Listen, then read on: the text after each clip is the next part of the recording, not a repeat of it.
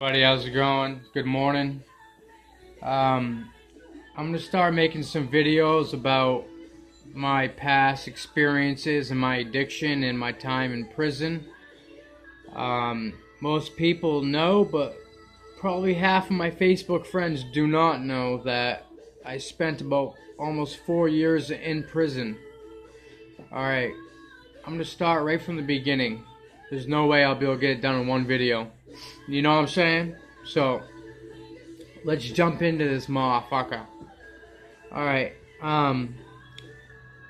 when I was about 12 years old, my brother was 18. He was in the National Guard and he was getting prescribed Oxycontin 80s and Dilaudid 2s. And I remember playing poker with my family all the time, blah blah, whatever. And he would be so high all the time, I'd have to be like, Mike, it's your turn. And he'd be like, oh, okay, okay. And I had an idea of what was going on, but I didn't really understand it. I just knew he got pain pills because allegedly his neck and back hurt. I didn't know anything. He used to go into stores and he'd have me hold them because I'd stay in the car. He'd be like, hold these, don't let nobody get them. Because that's how serious he was about them. And then times would come where I'd see him grind up 5 to 10 Oxycontin 80s with a washer clamp, put it back in his bottle for the day, and by the time he came home, when I was home from school, it was all gone. It was crazy, but most of the time you couldn't really tell he was high.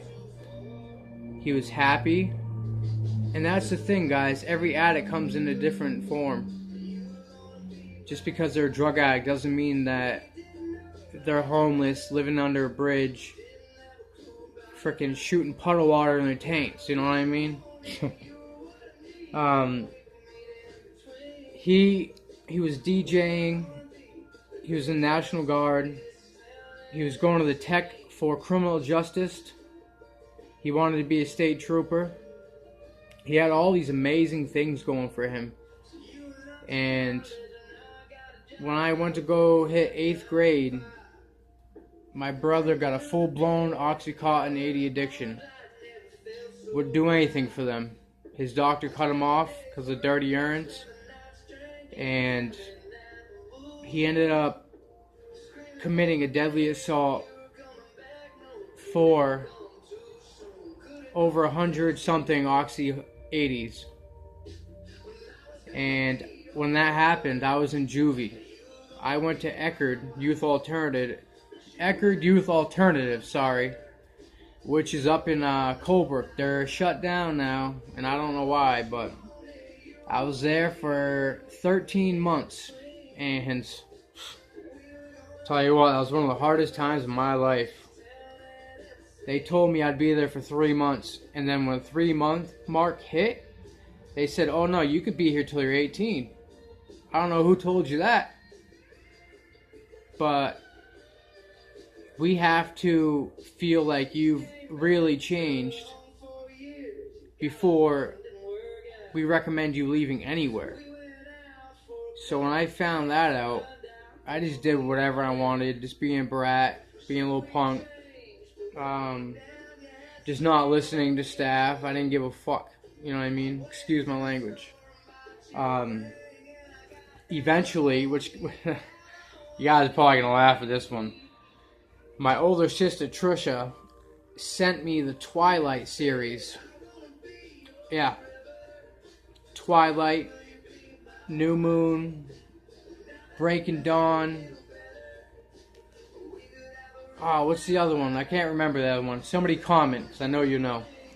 And what I did is I just read those books, kept my head in them, and didn't fuck with nobody, didn't talk to anybody. I wanted to go home. And then eventually, I made it. I started going home on the weekends. And I'd hang out with my buddy Dimitri, Travis. We'd go biking, and they'd say, man, we really want you to come home, bro. Just be good, just be good. And I'd always be like, okay. And then I'd always do something crazy again and get an extra couple months. So that's how I ended up doing 13 months. But I got through that, and I was 15 and a half when I got out. It was still summertime. I was about to go into my sophomore year, and I came back a different person. I grew a few inches, I lost a few pounds, my teeth got straightened out, you know, I felt comfortable in my own skin. I was not one to be pushed around, and I was definitely not a follower. So my sophomore year went through without any issues. Junior year, summer, I met this kid. I'm not going to say his name because we don't talk anymore and he moved out of state, but I'm going to call him AA. And me and him, I thought I was innocent at the time. I just got my license. I just went to Boston and spent like $2,000 on clothes. I thought I was the fucking shit, man. But I had no clue what was coming for me. Honestly, if I could go back, I would have buckled down, done my schoolwork, stopped hanging out with people. I would have listened. Went to the gym, came home, did my homework, which I never did. I don't even know how I graduated high school. It's outlandish. Don't know how. All I cared about was working out and smoking weed. So anyways, get to the point. Every day after school, my junior year, it was like a ritual. I'd go to the gym at 2:20.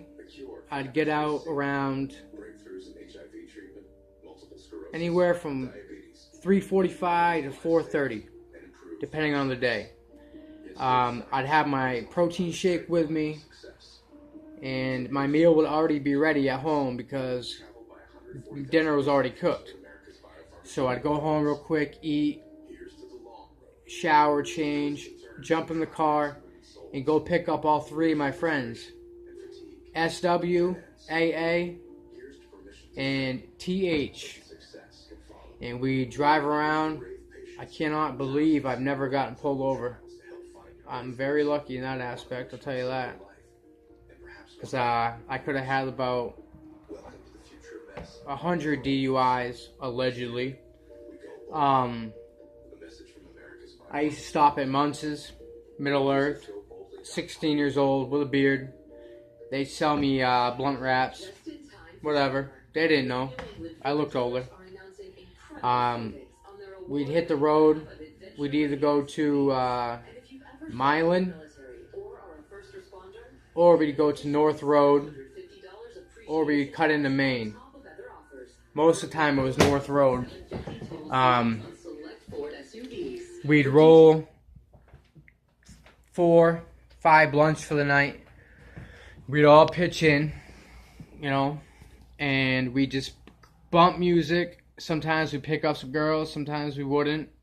We'd smoke our blunts, and that escalated eventually in a couple months to drinking and smoking. We'd take our Jaeger, we'd put it in our Red Bulls, we'd get our flavored vodka and put it in our slushies like a teenage girl. Oh man, it's just funny looking back on it.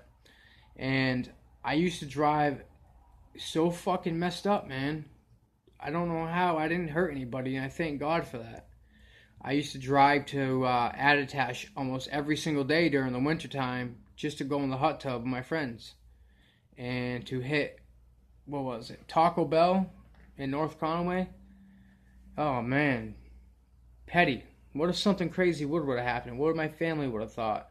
How would I have lived with it, you know? And then here we go. My junior year ended without any issues. I did pretty decent in school. I got B's. I was in health occupations. Me and my cousin Jake Druin were the only 2 males in the whole classroom. Actually, no, I'm sorry. Me, Jake, and Jake. Jake St. Hilaire, Jake Druin, and me.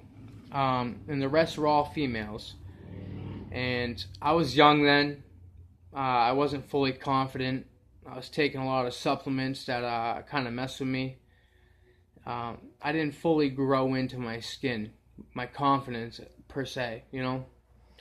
So I was pretty much just quiet, but I had my funny moments where I'd make people laugh, and that was always my thing. I've always had a good sense of humor, and I never needed drugs or alcohol to make people laugh. I still don't. Alcohol never became a factor for me in my addiction, but I remember that my first time ever trying an opiate. Okay, my junior year summer, going into my senior year. I had the car all day long. Wasn't even my fucking car, it was my grandmother's, which she was livid most of the time. Called my other sisters. I'd be getting phone calls. Where the frick are you at? Bring that car home right now. I'm calling the police. And I just totally disregarded it, which was so disrespectful of me. Me and my grandmother have a amazing relationship these days. She's so proud of me for doing good. I'm living in Manchester on my own. You know, I got my own apartment. I do everything on my own. I get to every appointment on my own. I work. I get to work on my own. Just everything. I don't call anybody anymore for anything. And I got out of prison this past February 22nd. And everybody in my family and friends were going to say, well, they did say, what's going to be different this time, RJ? They don't call me RJ because that's something I came up with, by the way. Everybody that knows me now calls me RJ. Because my name is Randy Joe. Pretty white, huh? Pretty white trash, eh? Somebody grab Randy Joe, PBR over there.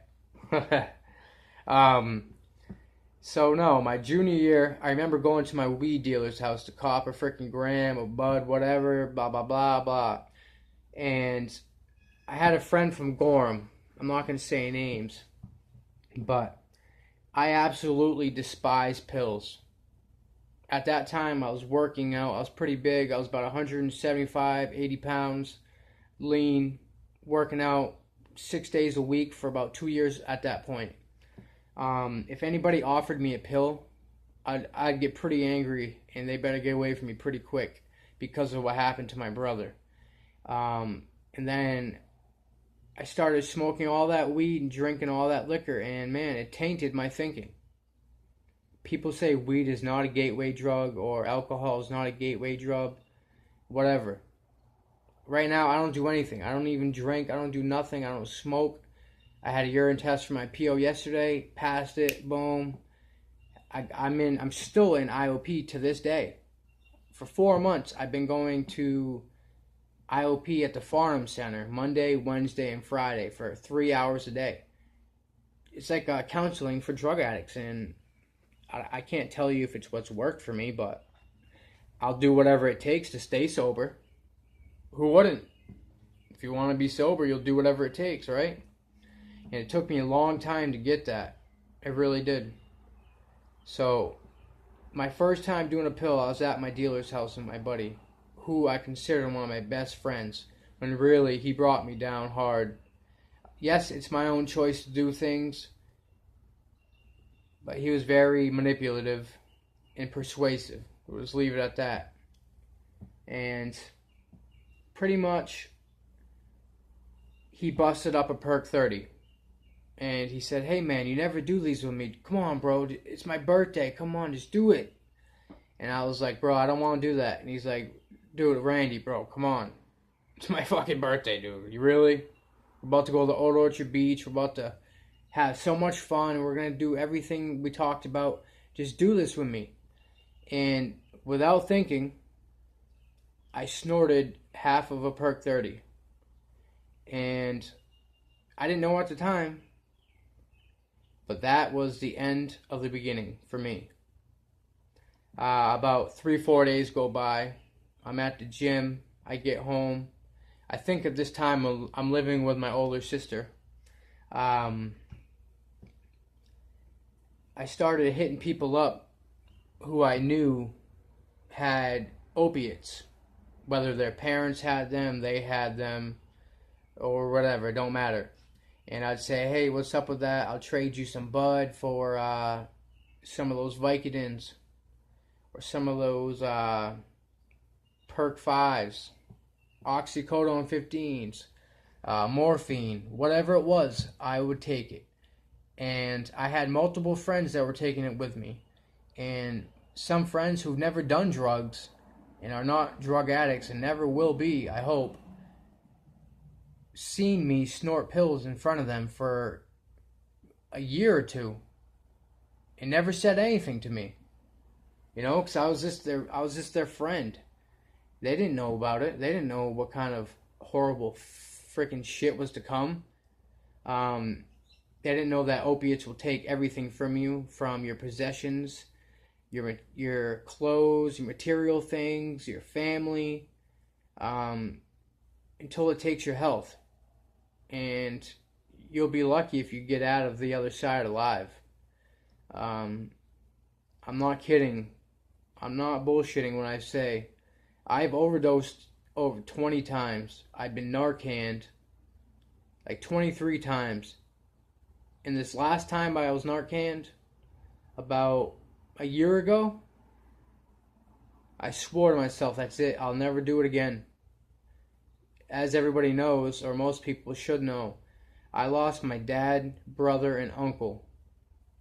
My brother to a heroin overdose, my father to a heroin overdose, and my uncle to, I'm not going to get into that one because I'm not exactly sure. But I know he struggled with addiction too. So, you know, it was just hard. I found myself going from needing it maybe once a week, every Friday, Saturday, to looking forward on a Tuesday night. And I remember being agitated, fidgety, not feeling so well, and not understanding at that time that what I was going through was withdrawals. And in my 16, 17-year-old head, I was cocky. I ain't gonna lie. I was like, all these people who can't handle this drug that feels amazing, that makes you feel like you're on top of the world, makes you happy, makes you smile, and makes you like have energy. Well, no, it's just a false sense of security, a false happiness, and destruction waiting to happen. I remember one day when I wasn't too far into my addiction, one of my sisters and her husband sat down on the couch I was sleeping on that afternoon after my workout, and they shook me. And when I opened my eyes and saw both of them, it caught me right the fuck off guard. I'll tell you that right now. They calmly said, "Hey, we need to talk to you." And oh my God, everything I've done is going through my head. They know about everything. I'm screwed. Blah, blah, blah. Well, I sit up in my daisy state. I'm like, what's up? What's up? I'm sleeping. And they're like, why did you research how to get oxycodone out of your system on my laptop? Tell us the truth, or we're going to go get a drug test. That was one of the worst feelings in my life. Like, I could feel, like, my heart sink to the bottom of my stomach, it felt like. And, of course, I didn't want to admit it. I didn't want to say, yes, sis, yes, brother-in-law, I'm addicted to these pills, I need help. I'm about to go in the army in 4 months on the delayed entry program, but I need help. I'm fucked up, but I can't tell anybody. That was the worst thing, not telling anybody and just hiding it. Anybody out there who's struggling with it, I'm telling you, reach out to me, reach out to anybody you trust and talk to them about it.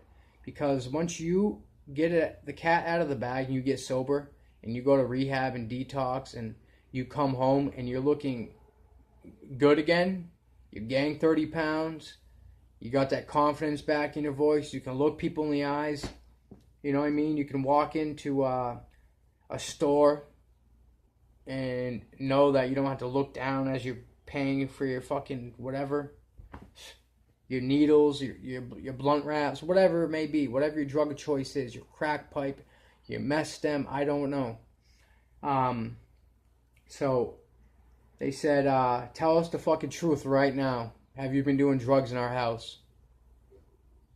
And I just froze up. And I think my sister was like, that's our answer right there. Let's go. You can't stay here anymore. You got to get your stuff and get out. And I had 3 months left till I was going in the Army, because I graduated high school 6 months early, hoping to go in the Army, but there was no slots open. So I called my best friend Dimitri. I said, yo, Dimitri, man, I really need your help. He said, what is it, man? I said, my sister just kicked me out because I researched some shit on the computer about some pills, whatever. I kind of minimized it, but he's my best friend. Of course, he's going to be there for me, no matter what it was. He said, I'll be right there. So I pack all my clothes, all my belongings, and I wait outside. And I remember sitting on that cement wall with the worst feeling going through me, just feeling like I'd let my whole family down, because I know that they're all going to talk to each other. And at this point, my brother was in prison for pills, so how the hell could I be doing pills? I got a little brother in foster care, a little sister in foster care, me living from friend to sister to grandmother to whoever. At 17, before people even knew I had a drug addiction, shit, they knew I had one. Nobody wanted to admit it. Because at that time, I was still doing good things. I was hiking, working out, hanging out with positive friends, going to the royalty, doing anything I could to prepare myself for the military. So Dimitri comes and gets me. He's like, what happens, man? What happened? I tell him the story, and he's like, man, that's fucked up. You're good to stay with me. Even though my grandmother don't want anybody here, you're good to stay with me. And much love for that. Like, for the rest of my life, I always love this dude for that. He's let me live with him multiple times. Times he shouldn't have let me live with him, but I've never broken his trust to this day. So I move in with Dimitri, and things start going well again. He has a bunch of supplements, protein, creatine, whatever. We start working out together again. I start jogging on my own to get the weed out of my system. For 18 days from now, I got to take a drug test to go to MEPS to go in the Army. And I don't know what was going through my mind, but I thought I could beat it. So 18 days out, I ran to the gym. I ran back from the gym. Granted, I was at the gym an hour and a half, sweating my ass off in the middle of summer anyways. And then I ran all the way from Spartan's gym in Berlin, New Hampshire, all the way up to Sweden Street. Boom, boom, boom, back, forth. And then when I get to his house, I would make a protein shake, make some scrambled eggs, and then I'd start chugging pickle juice. I think they had a jar about this high, here to like here, full of pickle juice. And by the time I left, that thing I was about half full. I took about 6 shots a day. Drank as much water as I could, as much amino acids. I was drinking a lot of Red Bulls for the alleged products in there that help you flush your system. So, long story short, they were like my family for the next 18 days. It was pretty sad going away, but I went to boot camp. Now, this is when I realized I was a real opiate addicted addict. I was in the middle of Army basic training at Fort Jackson, South Carolina. I'll never forget this day. I remember feeling just off a week into it. I'm like, why do I feel so shitty right now? I'm in top shape. I'm working out every day. I'm in the U.S. Army. My dreams are coming true.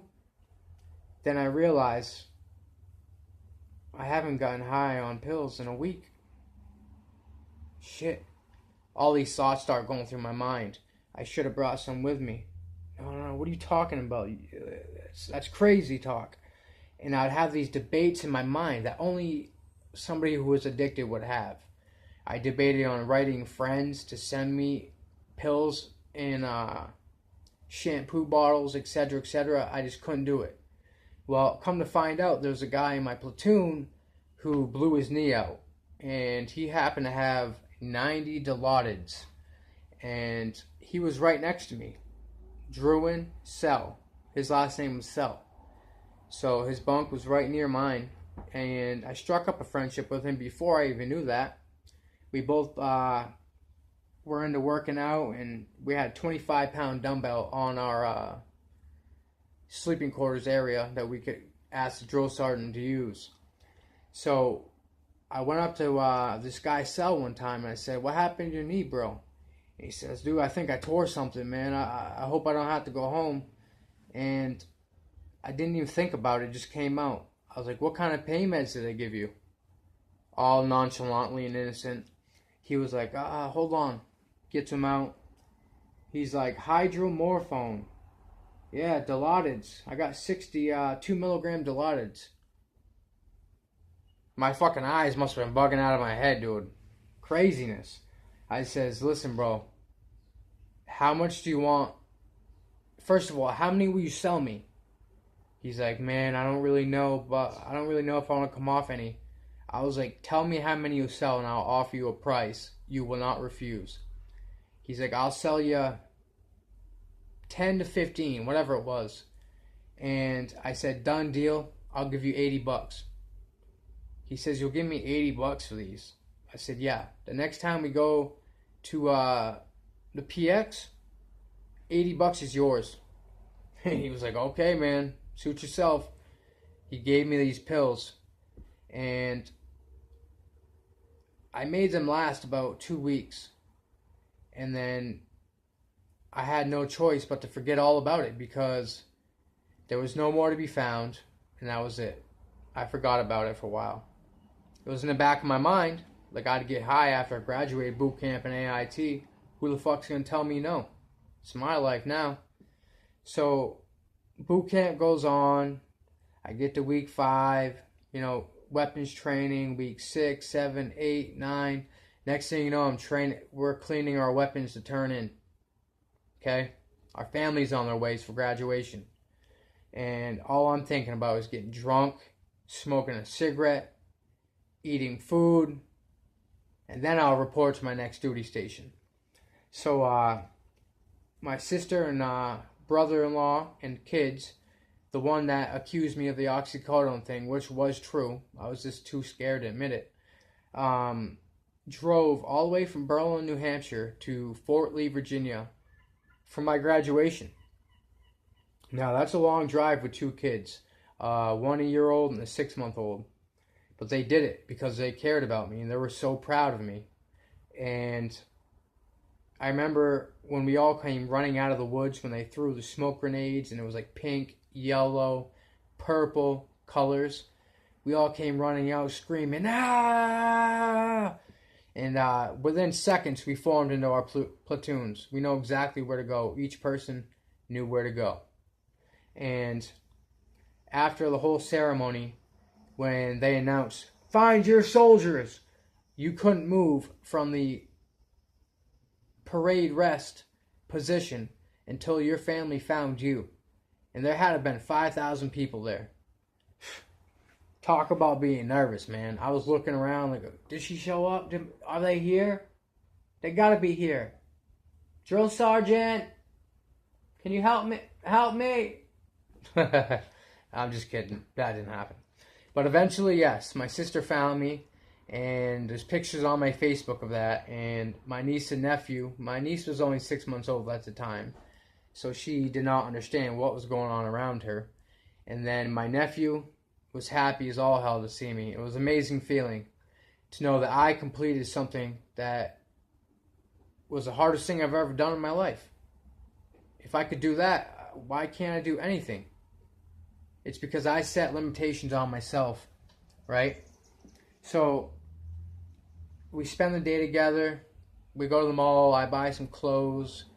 I gave my sister some gas money. even though I don't think she wanted to take it. I think I handed her like $500 in 20s.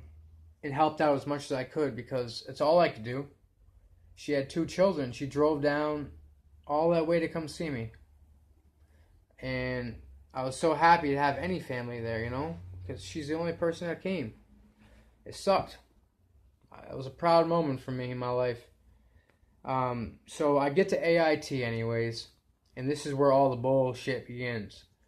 I get roomed up with a dude named, I'm gonna change the name. I'm gonna say Ricky and Blasi. These 2 guys I became really, really close with. You might have seen me in videos with them at the time, with Red Bulls or Chinese food or in the gym or wrestling.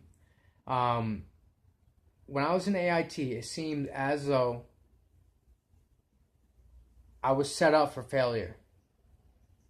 Like 1 out of 10 people had their wisdom teeth taken out, had a broken ankle, messed their neck up, got their appendix taken out. So at any given time, I could ask a trusted person, yo, who has pain meds?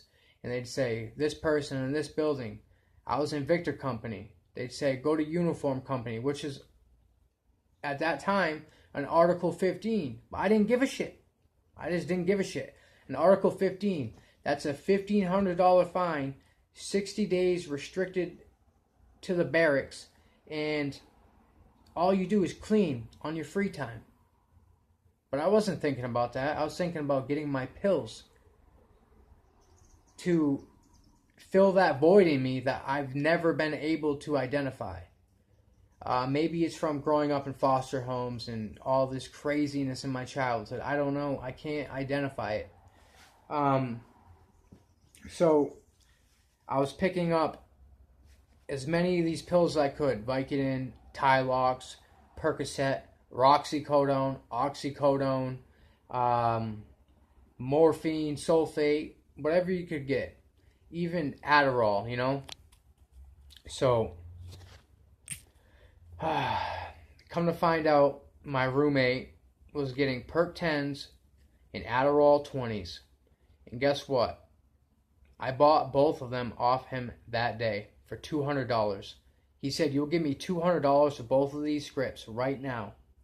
He said, you ought to be fucking crazy. Here you go. Let's go. Let's go to the ATM. I walked to the ATM happy. Popped a few Vicodin, chewed them up. Went in the bathroom before we left, snorted one of the Adderalls. And not one time did I ever think about what would happen if I was to get caught or get a urine test. I would have been arrested. I would have done time in the brig. I would have got a dishonorable discharge. And it would have been horrible. It would have been horrible. I would have been disgraced to my unit, So we walk to the ATM. I get him his money. And at this point, I had over $2,000 saved from boot camp. And I think I pulled out like an extra couple hundred. And the next night, I was in line at the DFAC to go eat chow. And I remember this girl behind me, this black girl. She was from like Alabama. She kept turning around and smiling at me. She was like, and I was like, hey, how you doing? I was all high. I don't know what the fuck I said. And she was like, what are you doing? And we just started talking.